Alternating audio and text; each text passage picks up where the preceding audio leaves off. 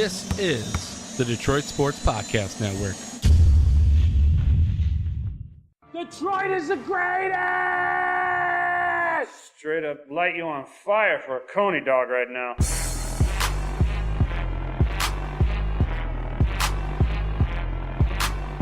Darren McCarty comes back with Neiman in front of him. McCarty draws. McCarty in. McCarty scores! A magnificent goal! Darren McCarty!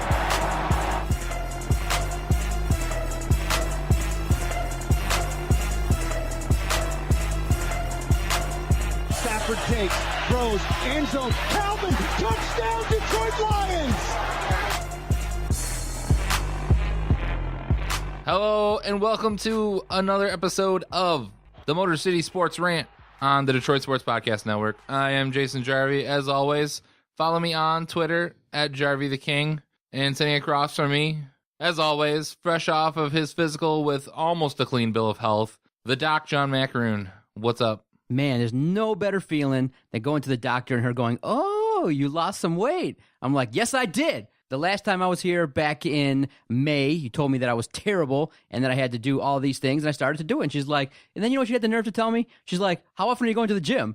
And I said, "Well, I'm going about 3 to 4 times a week for about 30 minutes, 45 minutes, to do cardio." Is that a lie? No, that's what I'm doing. I'm going 3 to 4 times a week, about 30 to 45 minutes just to do cardio. And then you know what she had the nerve to bust out with? She said, "Well, the recommendation at your age is to go 5 times a week. And also, John, once a week you need to mix in some muscular exercises." And basically she told me to get my ass up, go to the gym, and lift some damn weights. I was laughing on the inside. That's harsh. I didn't tell her my routine. Of course I lift a little bit of weights. You don't get these little machine gun 12 inchers without lifting some weights, but it was kind of funny. I said, "Okay, no problem," and that's what I'll continue to do. But to get to the gym 5 times a week, being busy with a practice, a podcast network, doing other things with 2 kids, my goodness, these health nuts have unrealistic standards, my man. Yeah, it's a lot. That's why I haven't gone to the doctor in over 10 years.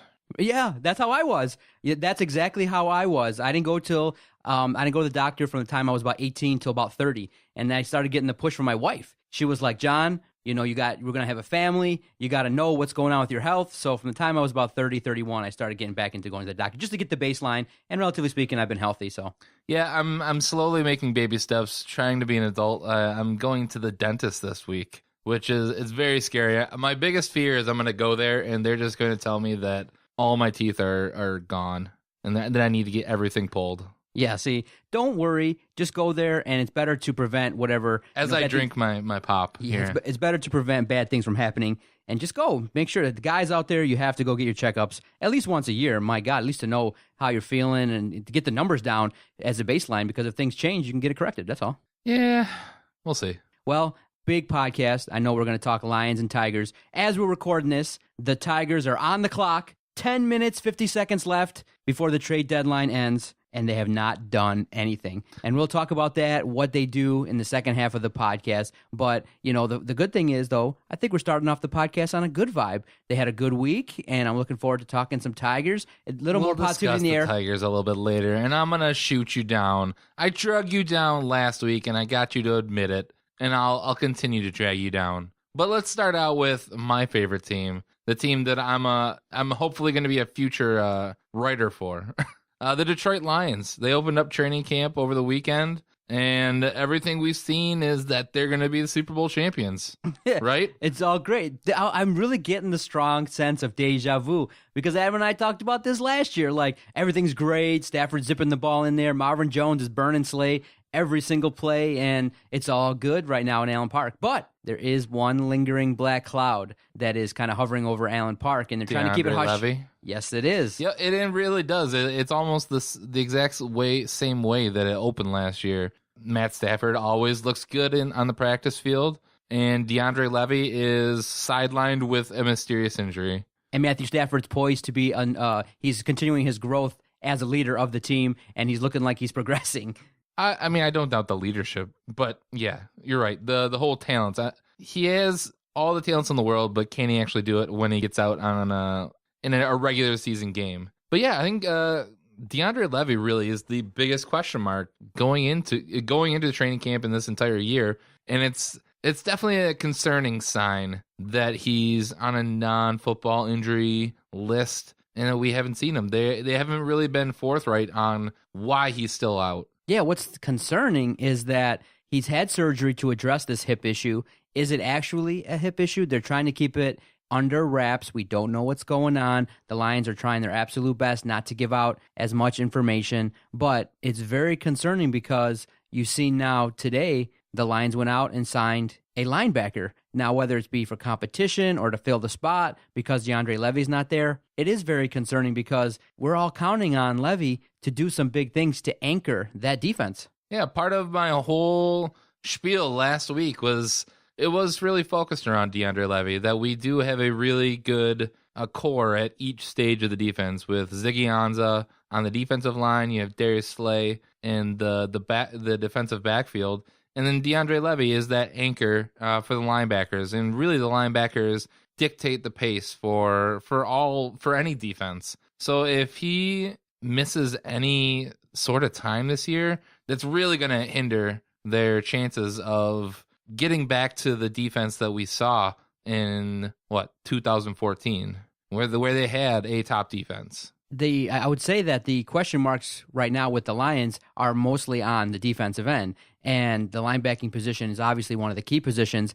And we all assume that if DeAndre Levy is back on the field, that he's healthy. But we got to kind of say, now continue to pump the brakes, slow down, and really evaluate what's going on here, because he might not come back and be productive. He might come back, maybe get re-injured rather quickly. So this thing might be a lingering problem, one that can't linger. It can't. This is something that you gave this guy a nice deal, and right away he had hip problems, and now he's not productive on the field in early training camp. So I'm a little bit worried. It is probably the black cloud over training camp right now, but they're trying their best to keep it under wraps. The concern is if this is lingering, that defense is going to take a massive hit because you have the makings of a semi-productive defense, but you have question marks after the big-name guys like an Ansah, a Slay, and a DeAndre Levy. After that, you got guys that are mostly guys that you're going to have some question marks about.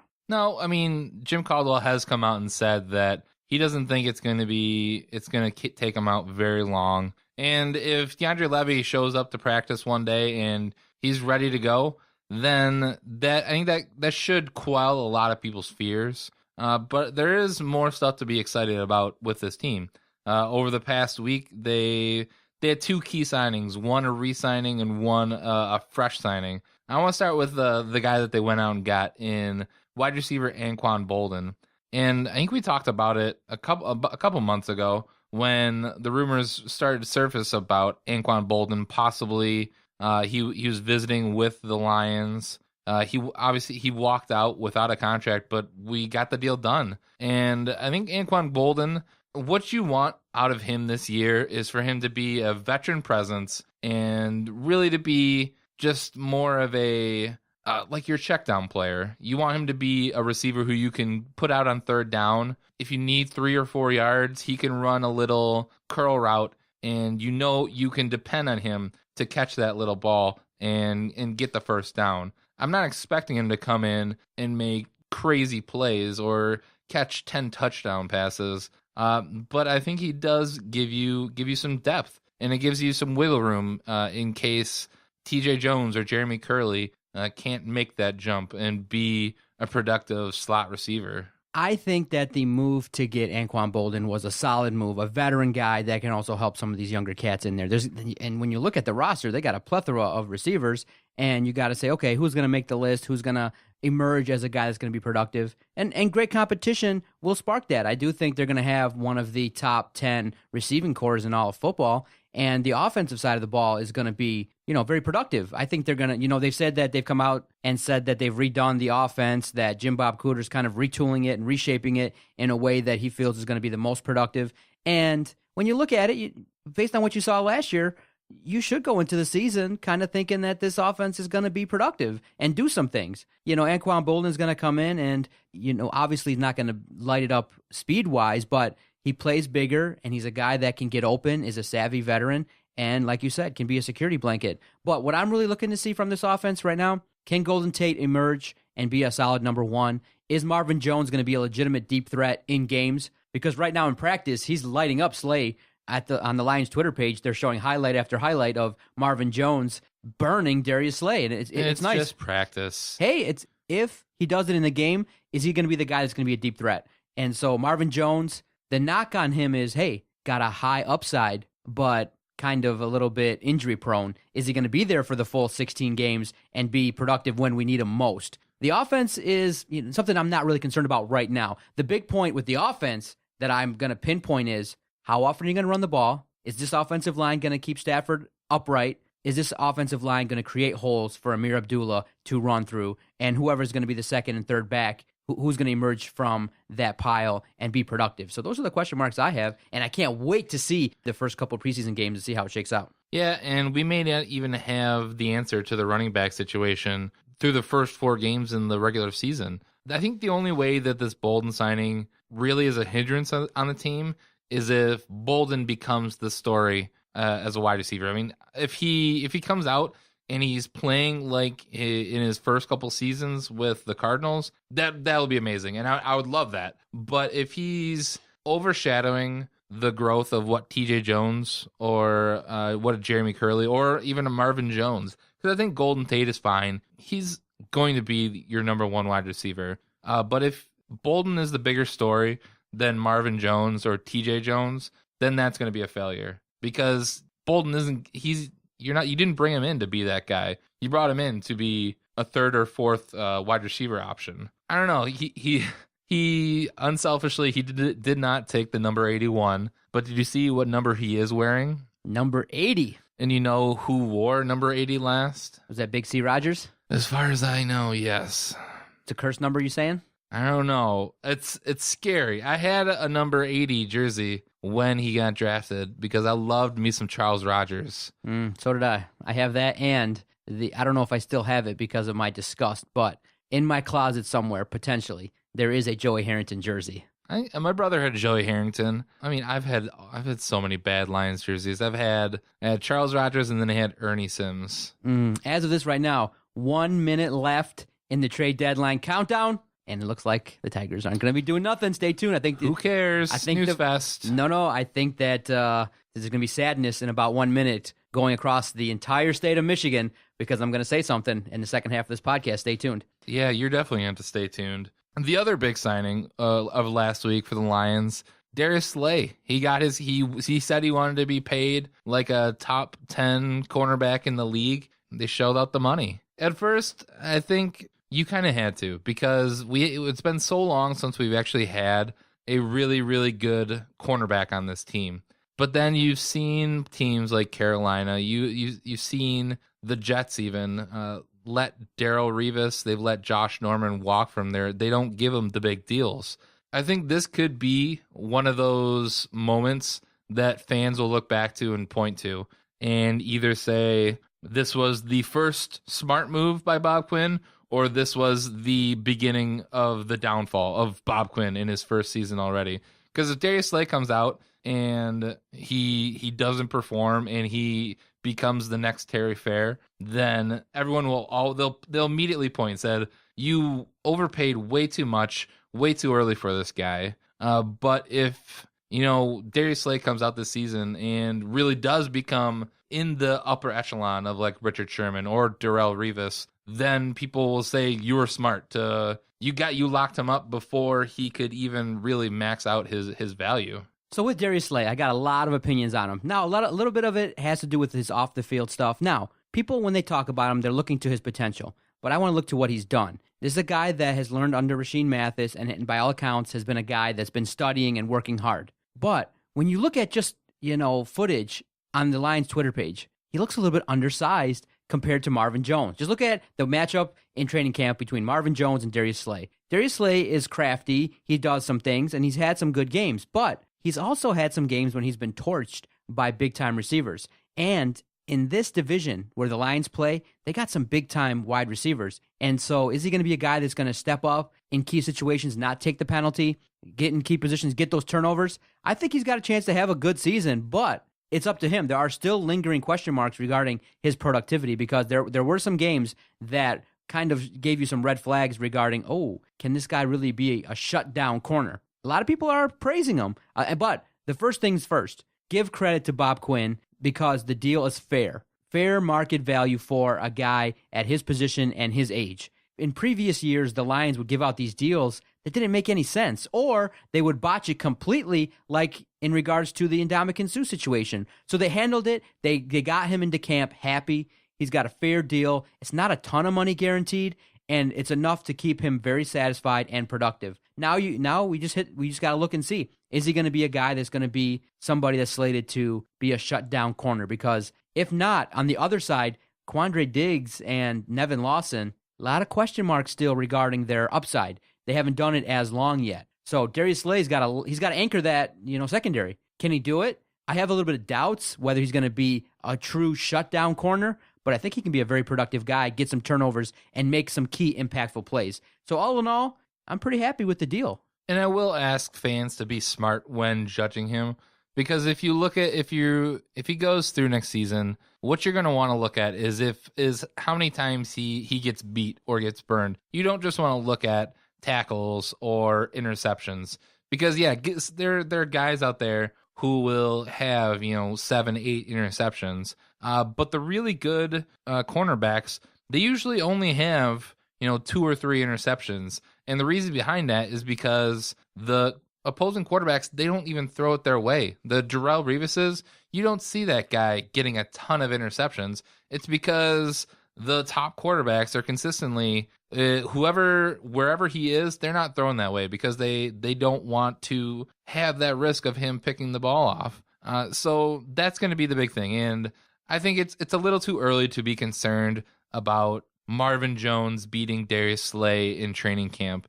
You don't obviously. I would like to think that Marvin Jones wants to come in and try and impress people and let the fans see that he's going to be a really good addition to this team and kind of trying to be the transition wide receiver between Calvin Johnson and whoever we bring in next. And Darius Slay, he did just get his money. So, I mean, does he need to go full out in training camp when he's already a starter? Why does he have to show up, Marvin Jones, on the first couple days of practice? Let me tell you why. Because you want to establish some swagger.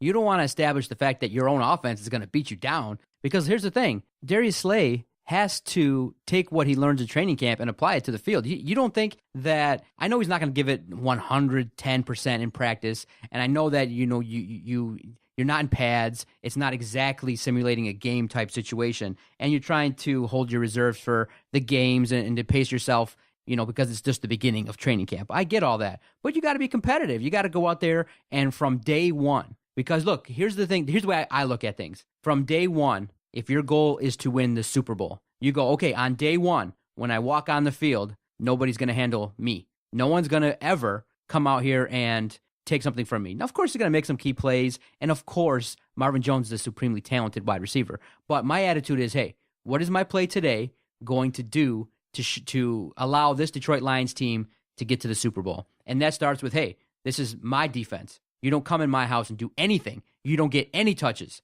Nothing. I want you to get 0. And anytime you do, you're going to get swatted and hit and pulled down and take some penalties. Establish the defense as something that is going to be feared and respected. Do you think anybody respects the Lions defense? No. I don't respect the Lions defense. I don't even think Marvin Jones honestly respects the Lions defense. You know what? I actually have some insider information right now. Spill it. This is actually Bob Quinn's master plan. Oh, yeah? He wants Darius Slay. He wants people like you to think, Darius Slay, dude just got an extension and he's getting burned day one by Marvin Jones. Whatever. Let's throw the ball over his way and let's see what happens come week 1. Let everybody relax. I did kind of forget about Darius Slay. I did tweet at the Lions. I said, hey, did Darius Slay do something wrong to you guys? Because the only highlights on #Marvin Monday are of Marvin Jones beating Darius Slay. There has to be a play where Darius got the ball. Are you going to show any of them?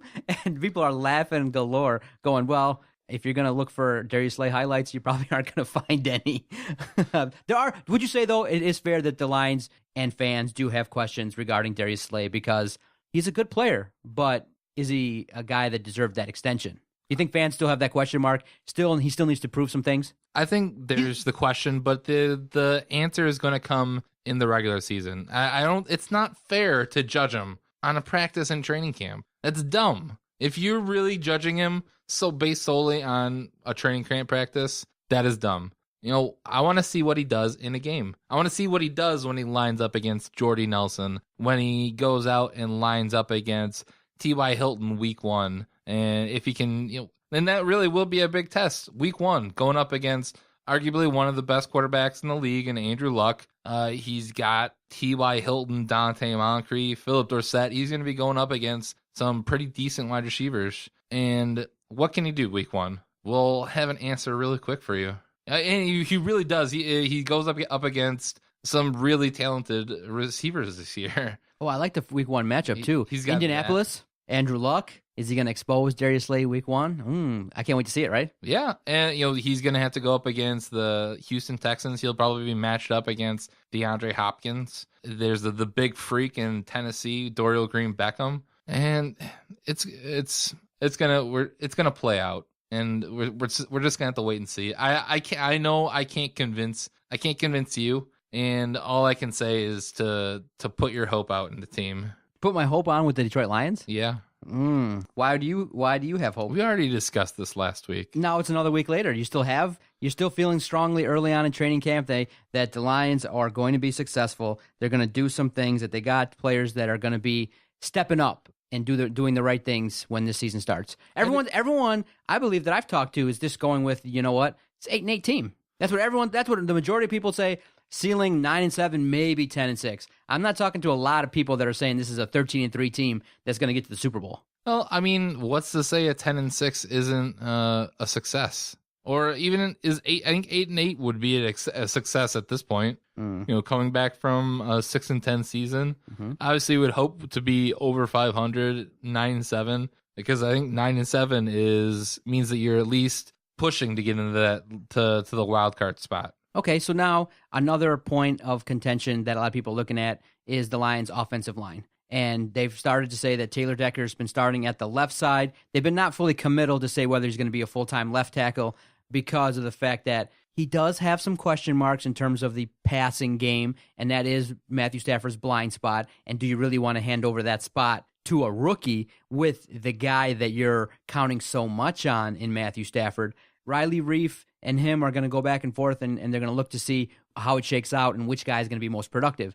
But when you look at him, he's a massive freak. He can get some holes open for the run game, and so I do think he's going to do some things, but is he going to be evolved enough and learn enough at the rate that he's supposed to with these badass defenses that he's going to face? And I loved the early matchups that he had. You know who he's matching up with early on with pads? Ziggy Ansah versus Taylor Decker. There's an education you're going to get real fast. Yeah. And you're going to learn. Do you think it shakes out that Taylor Decker is going to be the left tackle starting when the season starts and have a good year? I think it would be smart to have him be the left tackle because that's what you drafted him to be. You drafted him to be your left tackle of the future. I think it's okay to look at the offensive line and at least be a little bit excited because we look at last year or even the year before that, and they have a little bit of talent, and then I think there's a lot of pieces where you can at least point to. You look at Taylor Decker, you look at Riley Reif moving over to the right. Hopefully Laken Tomlinson can improve on his rookie season. We still have Larry Warford. Travis Swanson and Graham Glasgow are going to be competing for the center spot. I think they're going to put out the best that they can, and that'll be the question mark going in through this season is, will that be enough? Or next year, are we going to have to continue to build on this offensive line? And then the other part then is, okay, as a unit, is this offensive line going to collectively come together and finally give the fans, the organization, something that we just haven't seen? And that's a solid running game where you can pound the ball late. If you have a 13-10 lead, you're down or you're up a touchdown or less, and you need to pound the ball. I don't see that just yet, initially going into the season, because you got to remember what I've seen. I've seen where, first down and 10, running play, they get negative yards. Or first down and 10, they get 2 yards. Then they run it again, another 2 yards. And you're left in these, oftentimes 3rd and 6 to 8 because the running game isn't effective. You need a running game that at a clip is going to need to average 3 to 5 yards consistently to be up there in the top echelon, because only one team last year really got to the postseason without a top running game. And so you need to have that to be successful. You got to have a strong defense, and you got to have a semblance of a running game because, listen, it doesn't take rocket science to figure out, okay, if the Lions are going to pass dink and dunk, we're going to, put together a defense. And if you're one-dimensional as an offense, you can't win. Defenses are smart and sophisticated enough to know if you're just going to be dinking and dunking, they're going to let it rip. And if they know what you're doing, you're done. You cannot be one-dimensional. And I just fear that as this season progresses, I don't know, I just got one-dimensional, like staring me right in the face. One-dimensional. But I think with the offensive line is only one piece of the running game. We've seen it. We've seen it in Dallas where they have a really, really good offensive line there. And DeMarco Murray had one of the better seasons as a running back when they really started putting that together. And then when he left, Joseph Randle, Darren McFadden, they were serviceable. Darren McFadden, I think he got close to 1,000 yards last year, but it wasn't the same. So I think even if you have like the best offensive line in the league, you still need to have at least a top 15 running back, and I'm not sure if we have that yet. I like Amir Abdullah, and I really want him to pan out and be one of the top running backs in the league, but I'm just not sure if he's there yet. I think he has all the talent in the world, but can he put it all together? Can he stay healthy? Can he fix his fumbling problems? And honestly, as much as I love Theo Riddick too, I just don't see him as the answer at running back. A lot of people are talking that Theo Riddick's probably going to get a new deal and going to be solidified with this core. So I hope so. I hope that he gets more touches. I hope that we get to see emergence of guys. In this offense, just like Darren Sproles. Darren Sproles has made a name for himself as being the pass-catching running back, a speedy guy who will catch it out of the backfield. And that really is Theo Riddick's position on this team, especially because we are primarily a passing team. So, but we still need that runner. I'm not sure if, hopefully Amir Abdullah is the answer, and I really would love for the Lions to go into next season, if they do happen to have a less than a stellar season, to try and make a play for Leonard Fournette. I would love for them to try and get that guy. Because as much as I think Ezekiel Elliott was the top back this year, I think Leonard Fournette is going to be the next best running back. Okay. There's been guys coming out in the past couple of years. Todd Gurley last year, he really broke out. I think Ezekiel Elliott he's in a great position to be a really good running back. And I think if the Lions, if their line can come together, Leonard Fournette could be that last piece. Leonard Fournette. Okay. I'll take anybody, anytime, anywhere that's going to be productive. And though, like I said, and I think like everybody's thinking and worried about, it's got to be a collective effort on that whole offense. Offensive line, blocking, and making sure that, please, I don't want to see situations where we have key plays and penalties happen with holding and things like that. You're going to have some growing pains with Taylor Decker, and I just don't want him to be the starting left tackle game one and have him just get burned and cause a severe problem for Matthew Stafford because of that decision. So a lot of decisions they're going to make are going to have some severe ramifications, and I know we've talked about it to death, but Matthew Stafford's got to emerge. A lot of other guys have to step up. Ebron's got to step up. A lot of defensive guys have to kind of take this team, take the leadership role and really step up and make this a defensive unit and offensive unit that's going to do some things. So I'm excited, man. It's fun to talk about. I mean, we just turn on the mics 30 minutes. See, you got a little bit of hope. I have hope. And I think this team is different in years past because that's the reason there is the hope, because there are the players that you can see can take those steps. Baby steps. Yeah, we're on step one of the climb, and so I'm okay. I keep it in perspective. I have perspective. I got them going 9-7, maybe making the postseason, but my expectations are so bad that anything above 7 wins, I'm going to be like, okay, moving in the right direction. But in years past, like you look at what we've had on this team, then like when you're trotting out John Kitna and Kevin Jones or Kevin Smith with Roy Williams and Mike Williams as your wide receiver, there's not a lot of hope. You don't see, you can't legitimately come on a mic and say, yeah, I think probably their high point is 10-6. No, you're betting on them being under 500. With this team as it's constructed, they have the pieces. It's just if they can come together. But time will only tell, and that's something that I'm always going to say is that we're going to have to wait until the regular season to see what happens with the Lions. We're going to take a quick break. When we come back, trade deadline for Major League Baseball is passed. I think John is going to say something that might upset some fans, but we'll see how that goes. You're listening to the Motor City Sports Rant on Detroit Sports Podcast Network. Doc here for one of our great sponsors, Fanatic U. If you're looking for great Detroit Tigers gear, Detroit Pistons gear, Lions gear, Red Wings gear, if you're a fan of Michigan State, there's one outfitter that you got to check out. That's fanaticu.com, Detroit Sports official outfitter and the official outfitter of the Detroit Sports Podcast Network. Fanatic U is one of our great sponsors. They definitely take care of us, provide us with a chance to give listeners opportunities that they wouldn't normally get to have. And so we always say, hey, thank you for sponsoring our fine network, and go check out fanaticu.com. Check out our Twitter page at Detroit Podcast for flash deals. They're always running great promotional codes where you can go on to their online store and save a boatload of money. So go visit fanaticu.com for all your Detroit sports apparel. And now back to the Motor City Sports Rant on the Detroit Sports Podcast Network.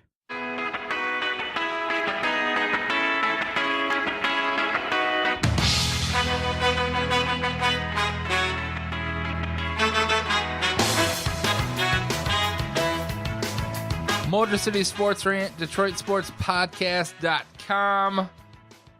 Jay Bruce going to the Mets. Jonathan Lucroy going to the Rangers. Twins getting Hector Santiago. Ricky Nolasco to the Angels. Cubs getting Joe Smith. Pirates get Ivan Nova. Giants get Matt Moore. Oh, Pirates get John Neese. Mets Antonio Bastardo. And the Dodgers get Josh Reddick and Rich Hill. Was there something that I left out there, John? Did I miss anything? Yeah, what did the Tigers do? Did they go out and get LaCroix? Did they go out and get a pitcher? Did they go out and get Chris Sale? Did they go out and get somebody that can take us to the World Series? I think the big news is Brad Ausmus had potato salad for lunch today. What? They didn't do nothing? I don't know. The Tigers did nothing. Are you really upset by that? I am sad. I'm not as sad because Al Avila basically told us that the Tigers were going to stand pat, but it's come to fruition, and I can feel comfortable saying it because I believe it. And it's not something that I don't believe where the Tigers can make a run and, get into the postseason. But my goal for this team with a $200 million payroll was not to get the wild card, back their way in, and then maybe win a round or two. My goal this year was get to the World Series at a minimum and get that ring. Mr. I just celebrated his 87th birthday. You don't know how many more he's going to, get to experience. And your mantra was win now. So now you play out and you go, you know what? This last week for the Tigers could potentially be one of the most important weeks in the entire organization because you now had a week where you won 6 games. You've given everybody hope. Everybody's super excited, myself included, that they can play with some teams that are effective. But can you consistently call upon this team and rely on them in the crunch time? No, you can't say that. They've had a good week. They could easily have a terrible week this week. So my mantra is win the World Series. August 1st, 2016, the day the window is shut. It's done. It's over. It is done. The Tigers are not going to win the World Series. And everyone's going to say, well, hey. You just came to that conclusion? The window is closed. Meaning, this is what is going to happen. The moves are going to happen. The selling is going to take place. It's going to happen starting in the offseason. Kinsler, Verlander, V-Mart, anybody else, maybe McCann. The moves are going to happen, just not today. But as of now, August 1st, as of this recording, it's done. They're not going to win the World Series. They're not going to be a team that's just going to keep adding pieces and still dropping $220 million. That's what it's going to take. The Tigers needed to make a couple moves. You would argue maybe 3 to 4 to be competitive for the World Series, to win it all. Right now, Cleveland is the front runner. They made moves. They did what they had to do. They've mortgaged the future. They're going all in. They've made a lot of moves, and they've given away a lot of young prospects, something that maybe the Tigers have done in the past and maybe should have done this year. But so now you're in a situation where you have a great week like you had, and they go, you know what? This is it. We're gonna roll the dice with this team. And I'm going to cheer my heart out, and I'm going to hope I'm wrong. But as I'm sitting here talking, as a fan, as somebody watching the team, this collection of talent is not good enough to win it all. Can they get to the World Series? Sure. Can they get on a run? Yes. I'm not saying it's absolutely beyond a shadow of a doubt that they get on a run, but I would say if you're a betting man, if you're to take your money out of your pocket and bet the doc, $100, If you bet the doc $100 that the Tigers win the World Series, come bet me. Then bet with your money. Don't bet with your mouth. Bet with your money. If you think the Tigers are going to win the World Series, say how much you bet on the Detroit Tigers. I wouldn't bet 5 cents. I would say because they're not going to win it all. Well, I'm glad you're finally you caught up with me, John, because I could have told you about a month or so ago that the Tigers weren't going to win the World Series. I told you that this team they're what have I been saying to you, John? They're a 500 team at best. And yes, they've played really, really well in this last week, sweeping Boston, sweeping Houston, and part of me wants to be really excited about that, but I can't because I know what this team can do. As much as we've seen the good, I know the bad. We're a Miguel Cabrera slump away from losing the next 8 games. It could even get better in the next week or so. We have 3 games against the White Sox, who that's a team that's well underperforming. The only bad thing you got going for you is you got Anibal Sanchez pitching for you, but you also have Michael Fulmer. I don't know. I as I've been saying, they're a 500 team, man. I don't know what you expected at the trade deadline. There just wasn't a really smart move out there. And I think the big thing is with their recent success in the past week, it kind of solidified them not really making a move because they don't really have the players to get that final piece or exactly what they needed. It came out earlier in the week. They were in on catcher Jonathan Lucroy, who it really didn't make a whole lot of sense because it was a 30-year-old catcher with, I think he was in the last year of his deal, and you would have had to deal your possible future catcher for the next, 5 to 7 years in James McCann. So I don't think that would have been a smart deal. And then, the players that would have actually made a difference on this team would have been relief pitchers or that final starting pitcher. And Chapman got traded to, where did Chapman go? The Cubs. Chapman went to the Cubs. I think the Cubs it's stacked for them to make the World Series at this point. We didn't get Andrew Miller. Cubs and the Indians. Oh my goodness. Indians, I will bet somebody $100 that the Cleveland Indians will not make the World Series this year. Why would you say that? Because they're the Indians. I really don't need any more justification than to say that they're the Indians. It's the same kind of logic that people say that the Lions are going to be bad. The Indians aren't going to make the World Series because they're the Indians. Okay. Somebody else is going to come out of the American League. I think the American League East is way too good with the Blue Jays, or the Red Sox could get hot again. Okay, simple. Well, $100 is a little too rich for my cheap self, but simple bet. I'm a fan of the restaurants around here in Sterling Heights. I know you're a fan of, Qdoba and Pancheros and all that. I love burritos. Okay, so I'll pay for your tab at one of those places for you and the missus if the Indians do not make the World Series. I got them going. You're all in on the Cleveland Indians? I got the Indians in the World Series, and I'm willing to pay your tab at a burrito joint that they are. So it's the Indians against the rest of the field in the American League. Exactly. I will take that bet. Okay. Every day of the week. Okay, I got the Indians in the World Series. I mean, what gives you so much hope that the Indians, they may not even... They may not get out of the Central? This is crazy because I've been saying that the Tigers are a 500 team. But there's still that slim chance that they may not even win the Central this year. Okay, but if they do make it to the World Series, you pay for the pizza tab for me and my wife. I will pay for a pizza tab. Okay, sounds good. I mean, you got tons of kids, and you're always hanging out with the family. That may be a crazy pizza tab. Listen, we're not talking about like Little Caesars here. We're talking about the INKD, whatever joint over there that makes the gluten-free pizzas with oregano and basil. I know, because you got to lose some more weight, man. No, we'll keep it reasonable. No, just a little something on you. Okay, deal. That is an easy deal, man. I'm gonna eat good with my Qdoba. Yep.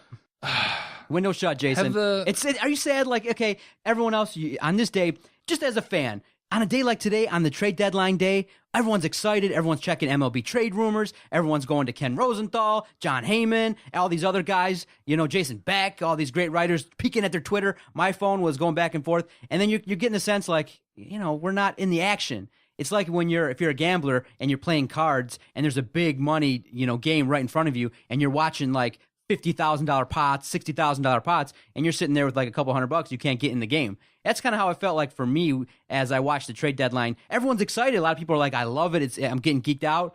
I was kind of excited. Even if we made a move for a third starter, even if we got a Gonzalez or we got the third pitcher from Tampa Bay, I wanted to be in the action. It just kind of felt like as we sit here that the Tigers weren't in the action. And I'm hoping that maybe as this subsides, and the emotion goes away, that we can kind of get back to maybe a little bit of logic and say, JD's coming back. We hope that he does well. Zimmerman's coming back. We hope that he doesn't re-injure his groin within 5 starts. And you hope Norris can find the strike zone more often than not. You are going to get some pieces back, but is it going to gel? My thinking is no, but hell, this week was great. We're on a 6-game winning streak, and we're playing a lot better brand of baseball, so let's see how this goes. No, will you at least give me credit? Because I'm on Pelfrey's side.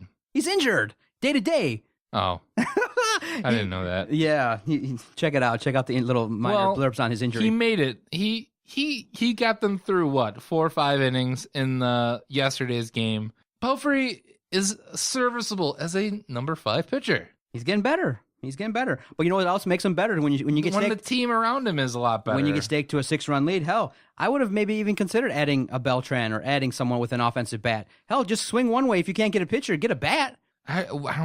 We so don't need a bat though. And I know one guy that I looked at that was interesting to me would have been Yasiel Puig, but our outfield is just so log jammed. I mean, who would you bench for Yasiel Puig? I think we would have had to trade one of the guys that we had to try and get him. Because, right now you got, when he's healthy, JD Martinez, Justin Upton, and Cameron Maben. And I'm not sure if I'd really want to bench any of those guys for Puig. I think, and with all the headaches that he's had in LA, I'm not sure if, the change of scenery would have done him that much better, or it would have benefited this team. Well, let's talk about this real fast. We'll get back to the lack of moves, and obviously the price was too high. Nothing was appealing to general manager Al Avila. It is different. Dave Dombrowski usually would make some kind of moves and usually had some kind of action. Al Avila's taking a different route, and maybe it's the right one. We'll see. But what led to this week that was for the Tigers? Sweeping Boston, sweeping Houston. It looks like they're playing a lot harder, more fundamentally sound. The pitchers were able to go a little bit deeper into the games, and the offense kind of turned around and gave this team some runs. And when they did get down in situations, they came back. So they had themselves really a great week. Yeah, in all the games, outside of one, they scored at least 4 runs.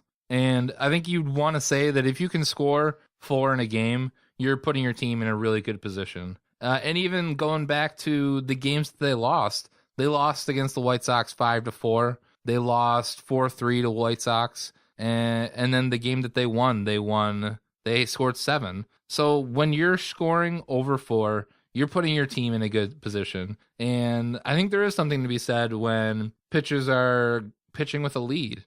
Pelfrey, definitely. When he had that gigantic lead after the first inning, I think he can breathe a little easier, and he can focus on making his pitches than trying to focus on trying to stop the bleeding.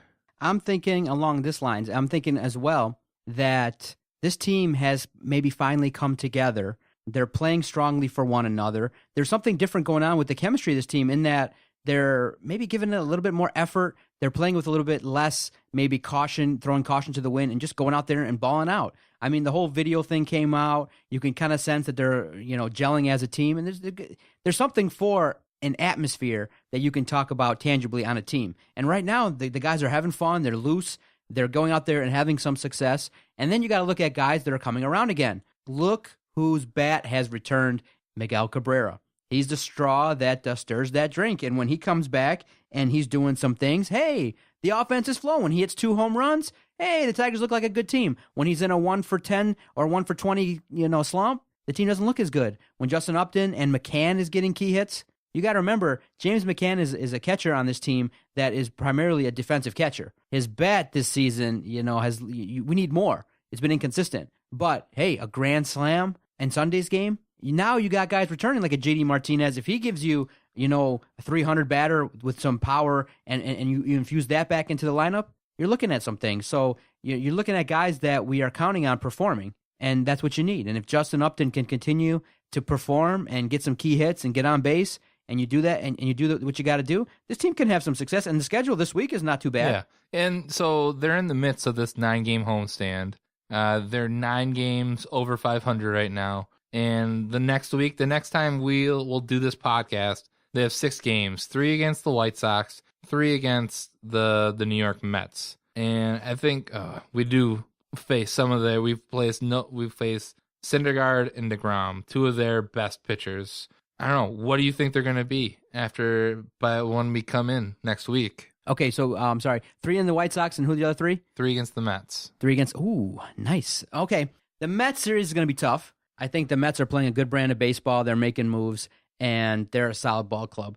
But I would say they're going to take 2 of 3 from both, and they're going to go 4-2. I think that's probably best case scenario. I think it's a little crazy to think that the Tigers can continue sweeping teams, but that's what you want them to do. You want them to win the series. I think that's what we've said all along is you need to, if you want to be successful in the league, you need to start winning series. You have to take 2 out of 3. You can't drop 2 out of 3 or get swept if you want to stay in contention. So, I mean, if another 4 games, you're looking at 61 and 50. You'll be 11 games over 500 at that point. I don't know. I think, I don't know. I'm talking myself into this Tigers team coming back. Okay, what's the ceiling on this club for the 2016 season? What do you see? The ceiling on this team, I think they could possibly challenge for the AL Central. And I think that would have to coincide with the Indians falling off. Right now they're in their last 10, they're 6-4. And I think the biggest thing that the Indians have going for them right now is that they're just not, they don't have the people scoring on them like people do. I'm looking at all the Tigers stats right now and the team stats. And do you know how many more runs the Indians have scored than the Tigers? They've scored 2 more runs than the Tigers. Oh, really? Okay. But when you look at the runs allowed, the Tigers have allowed 485 and the Indians have only allowed 408. So that's almost like a 70-run differential. If the Indians could start getting beat up by some teams, which we haven't seen yet, but that's kind of my logic. The way that people feel about the Lions, I do feel that the Indians, and I've said it all along, the Indians, I think at some point are going to go Cleveland Indians. They're going to start imploding at some point. It's a matter of time. They're going to take off. They're not going to implode. The hell, they're at least going to get 6 out of 7 versus the Tigers. They own the Tigers this year. Have we won a game against the Indians? One game. They got it. They got that one game. And most people are thinking that the Tigers are going to win probably 2 or 3 of the 7 and go 3-4, 2-5. But here's the thing: we have 3 more at Cleveland, and then 4 at home with the last series. Ooh, maybe that'll be nice. The last series at home. The last series at home is versus the Indians. Oh, baby, that'll be fun. What if we're looking at we're 2 or 3 games back at the end of the season, and you have 4 games against Cleveland?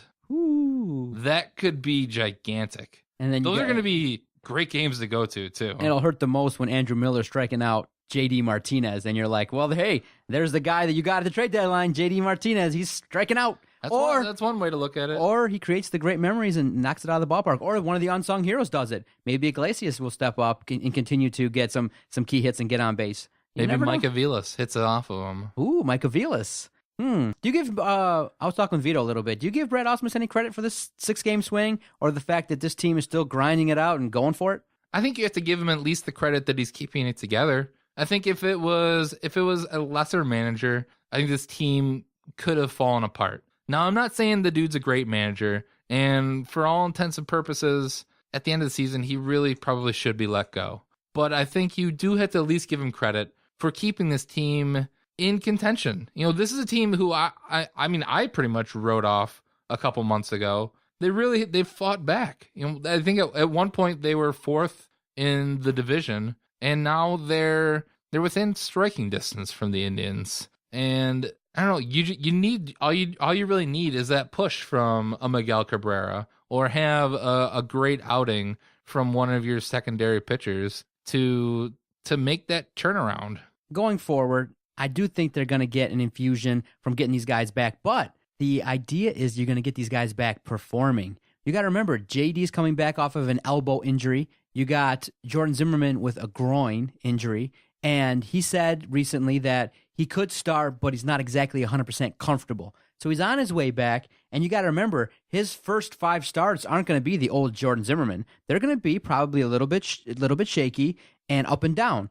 And so can you afford to be patient with JD Martinez and Jordan Zimmerman? Because you can't expect Jordan Zimmerman to come back and have 8 innings, 10 strikeouts, and be consistent right out of the gate. He's going to be a little bit gingerly, and it's going to be up and down. And so I just think they really should have got another arm, another pitcher, but they just couldn't do it. The price was so high.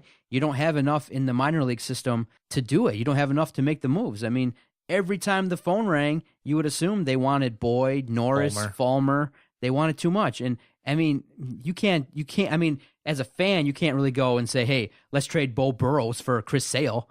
And you'd love to say that, but, you know, the president, the general manager of the White Sox would just hang up on you. You know, I would love to have seen if that name came up, Bo Burrows, for like a name guy. Like Tampa Bay wouldn't even trade Chris Archer for Bo Burrows. So you have no leverage. You got no chips to play with. And so that's why it sucks. It just kind of sucks where we sit here when all the action's taking place and the other teams are adding pieces, making moves. And we're kind of in a mood where wait and see, kind of hoping, where we don't really know what's going to happen. It's a little unsettling. You kind of want to be more comfortable, but hell, go out there, Tigers, prove us wrong, and no, we have no problem eating crow. I have no problem sitting here. I'm just giving an opinion, and right now, this is my feeling. My feeling is I don't feel like this is a World Series caliber team. Hell, they could go 12-0 the next 12-game stretch and change my mind totally, but I'm not there yet. I just want to see how this plays out this week. No, I don't think this is a World Series caliber team as well, and I know you think that the Indians are going to be the ones in the World Series this year. As it is, do you think they have enough to at least get to the postseason at this point right now? Because I'm at a point where I could say that they have what it takes to at least get to the postseason. I think they can they have enough talent on their team that they could at least make it into the wild card, and they could even make it interesting enough to win the Central Division. You think that the window is not exactly closed yet for the postseason? Would you be happy if they get to the wild card game and lose, or get to the first round and lose? I mean, I think I would be happy, because I think I expected this team to not even sniff the playoffs where they were a month or two ago. Mm-hmm. So I think getting in the playoffs would be a real accomplishment, and I think it's a testament to the players and to the manager at least holding the team together. I would hope it wouldn't be enough to save Ausmus's job, because I really do think you need to get that manager. You need your Joe Madden or your Terry Francona to take this team to the next level. Management, huh? You say that the weakness in the Achilles heel is management. No, this weakness is we don't have a team. That's the biggest weakness, is that we don't have enough talent. We don't have enough talent on the team. We don't have the depth. Like the Giants in their championship seasons, they could trot out, pretty much anybody on their roster, and they can depend on that guy getting a hit. I don't feel that comfortable trotting out Mike Aviles, or when we've had Steven Moya. I don't feel comfortable that those guys will be able to go out and dependably get me a hit, or relying on our 4th or 5th pitchers. I like Pelfrey, but he's not the best. And Anibal Sanchez, that dude is just a gas can. I don't know how many times I can say it. The guy should be cut. That's what I was saying on Twitter. I was saying the Tigers should just DFA someone just to make a move, get in the headline, do something. I didn't like that. I was watching as we were chatting a little bit. They had the screen there on ESPN, and they had the touch screen, and it had winners, and the analysts were touching the Indians and sliding them over to the winner's side. They touched the Rangers, and they touched them over to the winner's side, and then they went to the Tigers, and unfortunately, bloop, bloop, bloop, ESPN swiped them over to the loser side, and that hurts. Are they really losers? Did they lose? They're trade deadline losers, yes, because I think you become a loser when you don't do nothing, you stand pat, and your direct opposition incrementally improves themselves by at least 25%. I would say the Indians are 25% better with Andrew Miller locking it up in the bullpen than they were last week. So now that's your direct competition. The Indians are winners, but I don't think you can say that the Tigers are losers. They weren't even participants. Mm-hmm. I mean, if you wanna look at a loser, I think you look at the Reds. They traded away Jay Bruce, and you go back to the off season, and what they traded Aroldis Chapman for, and you look at what the Yankees then turned around and traded him for in midseason, that's a loser. The Tigers, they weren't even in the discussion. And I'd even go as far to say if they were in and they went and got Jonathan Lucroy, I would have put them as losers then. I think that would have been a bad move. I would say, how awesome was that I was so fascinated that Lucroy put the Tigers on his no-trade list. Why do you think he did that? I mean, the Indians and the Tigers are guys, there aren't scrub teams. Maybe it might have to do with, I know that he wants to be an everyday catcher, and there were some assurances that he needed to have to take place that didn't get relayed to him or weren't guaranteed to him. But to not come to the Tigers, I would say, that's a prime spot for him right there in his 30s. The catcher position here is not 100% solidified. People are okay with McCann, but they're not married to him. Right, and I think McCann would have been a part of that deal to get Lucroy. So I think it wouldn't have been, I don't think it was the issue for the Tigers was that of him being the everyday starter. I think he probably would have, but I think he probably wanted to, because I think he's going to be a free agent next year. So I think he probably wanted to have that ability to go be a free agent, and I don't think the Tigers were willing to part with, their assets to get basically just a rental player. And when you look at, I think the Indians were more, they weren't going to guarantee that he was going to be the starter next season. So here's kind of the debate going on. The debate is very fair, and it's been really good on our Twitter page, but the idea that standing pat is the worst thing you do is because you're not having any movement. If you sell, then you say, okay, then there's hope for the future. You take the talent that you have now, and you move it along with the hopes of getting 3-4 prospects. Look what the Yankees did. They looked, the writing's on the wall. We're paying out of our ass in salary, and it's not going anywhere. Boom. You trade off 2 of your chips, Chapman and Andrew Miller, and you're getting a boatload of prospects back. So the future for the Yankees, you would say, oh, I'm a little excited. The future's a little bit brighter. There's some potential coming back. It's no guarantee that's going to happen. That's why they use the word, quote-unquote, prospects. But that's a move forward for the future. If you buy, then you go, okay, then maybe potentially with a move that is going to help your ball club, you're helping the team now. Standing pat, you go, well, this is a second-place team in the wild card hunt. I don't want to be in the wild card hunt. I want to be in contention to, when we play the Indians 7 times, whoop their ass 7 times. And so the reason why I'm upset and the reason why I'm kind of, it's like the air's taken out of the balloon is you just kind of, in your gut, don't have faith the Tigers are going to be in the World Series. I don't even have faith they're going to get in the postseason. And by standing pat, it doesn't do a whole heck of a lot. Their job is to go out there and prove me wrong, and I hope they do. But as of now, the air's out of my balloon, and that's how I feel. And I mean, I think by not making a move, you're saying that if we're going to win, we're going to win with this team. If we're going to lose, then that was what was going to happen anyways. I think we've kind of discussed the Tigers all we really can for this week. I want to bring up one thing. ESPN with the Detroit Pistons, they're predicting them to be 45-37 and in a tie for 4th place next season. Now, does that move the needle at all for you, or is this kind of where you expect the Pistons to be going into season 3 with Stan Van Gundy? 45-37? Yep. That's not bad. I guess that's a very good starting spot. I think that is really a spot-on spot to start at. That is where you want to be, because you look at no, Jason, that's not where you want to be. You want to be 50-32. I get it, but with teams like the Cavaliers and the Raptors, who still stayed pretty strong, you're in the top part of the Eastern Conference. You're avoiding, going up against the juggernaut that is the Cavaliers. You get a better. It's even saying that we're going to have a home series in the playoffs. It's really good to see that the Pistons are starting to get some love from the analysts out there, that they actually see that Stan Van Gundy is building this team the right way. Listen, the Detroit Pistons, probably amongst the fans and amongst everybody, probably has the most respect right now in Detroit, because the Wings are in a rebuild mode. The fans aren't really happy with the moves that are being made by Holland, and the way that he presented himself after this 2016 season was a little bit disappointing. He's like, lessen your expectation. We're not going to win the cup. What are you, crazy? What is it? You think we're going to win the cup every year? Less is more. You got the Lions, who everybody's always on a wait-and-see approach. You got the Tigers right now, and everybody's really hot about them. It's really interesting, the debate going on. But the Pistons, I think, have the best respect and the most, positive feelings and vibes are going on around them. They're building, they're adding pieces. There's a system obviously in place. Stan Van Gundy is adding pieces that fit the system.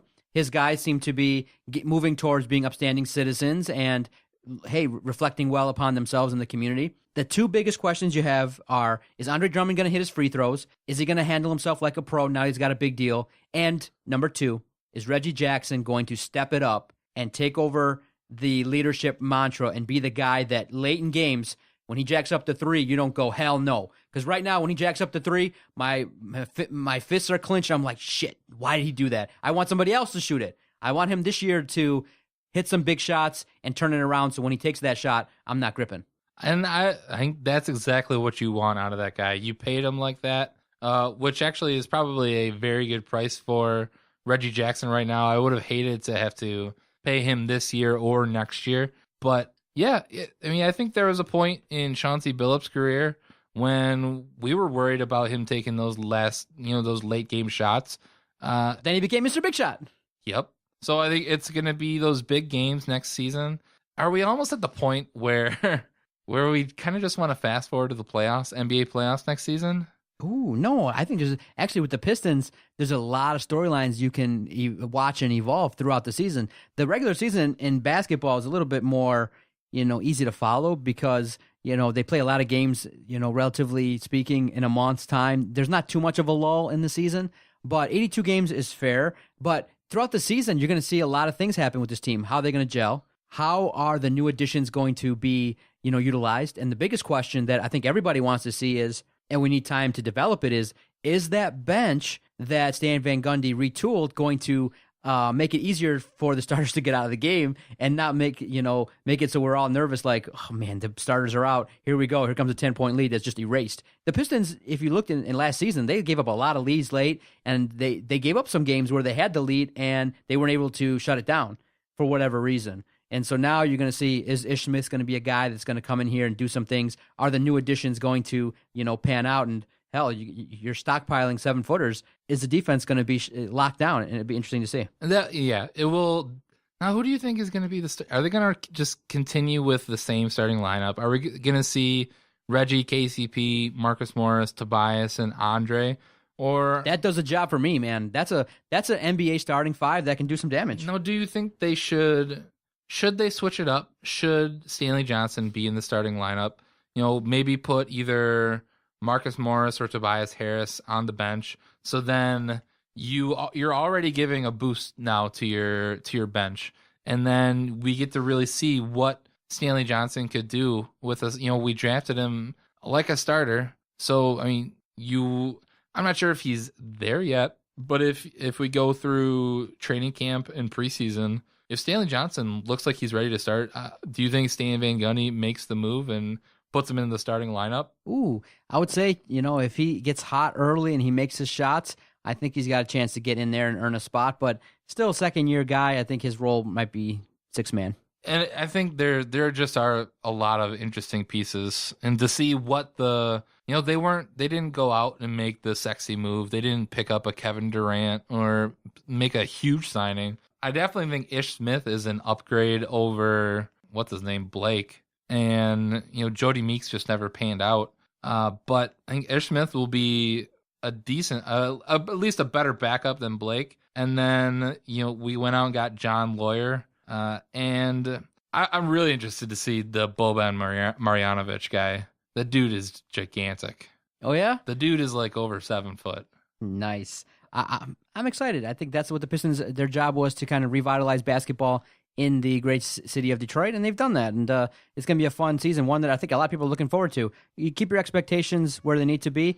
4th seed in the East should be your starting point as a goal. No doubt about it. Are the Pistons the most exciting team in Detroit right now? Yes, sir. Yes, they are.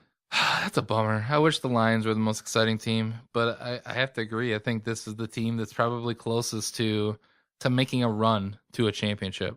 Exactly. And you're going to keep wishing because the Lions, they got a lot to prove because of their history and because of what they've done with themselves and how they've conducted business. But it's a new era.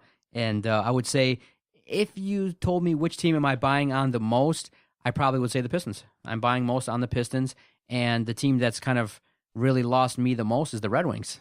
I just don't I don't see the direction in which they're going being the right one. And the Tigers and Lions, I'm kind of fading fast with my finger about to sell, basically, with those two teams. Well, we'll see what happens, but that's going to do it for this episode of the Motor City Sports Rant. Are we going to shut the window on another fine episode of this podcast? We are going to shut the window. You like that transition? That was good. That was professional.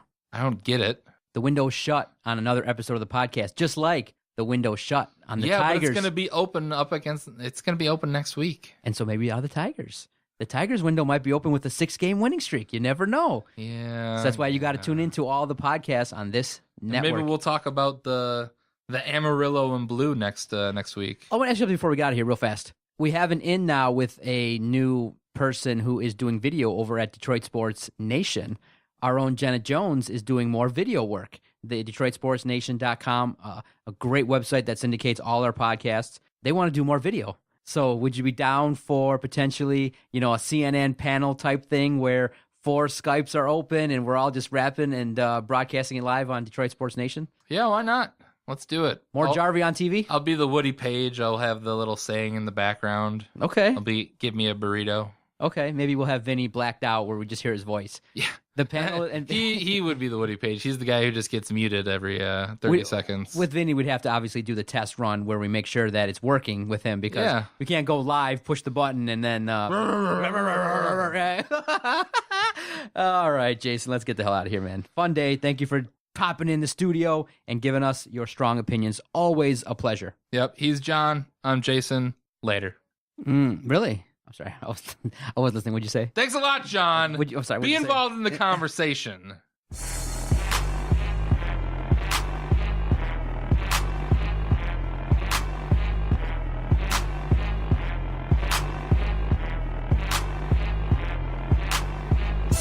Okay, nice idiot. You. Bye-bye.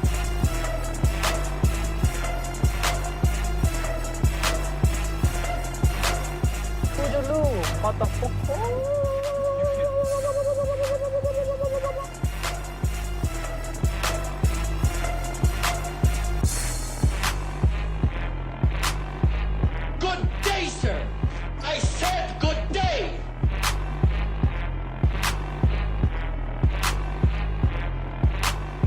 All right. Take care now. Bye-bye then. Loser.